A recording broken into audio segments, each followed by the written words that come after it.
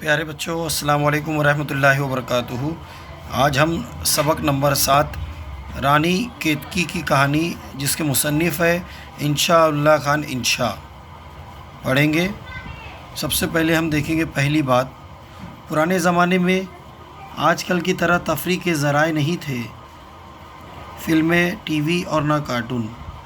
بچے اپنے گھر میں شام ہوتے ہی بزرگوں کے آس پاس جمع ہو جاتے اور ان سے کہانیاں سننے کی ضد کرتے۔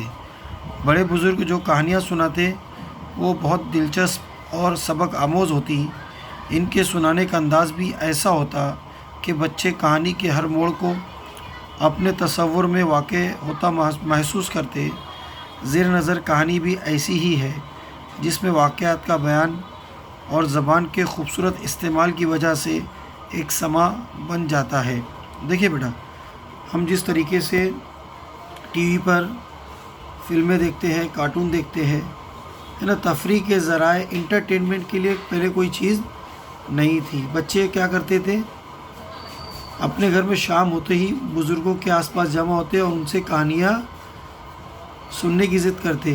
اچھا، جو بڑے بزرگ جو کہانیاں سناتے تھے وہ بہت دلچسپ اور سبق آموز ہوتی، یعنی جس کہانی سے سبق ملتا ویسی کہانیاں ہوتی۔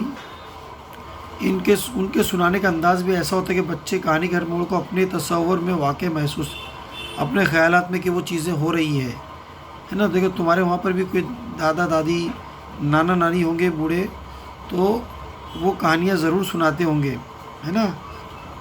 زیر نظر کہانی بھی ایسی ہی ہے، جس میں واقعات کا بیان اور زبان کے خوبصورت استعمال کی وجہ سے ایک سما بن جاتا ہے۔ جو ہم کہانی پڑھنے والے ہیں وہ بھی اسی نوعیت کی کہانی ہے۔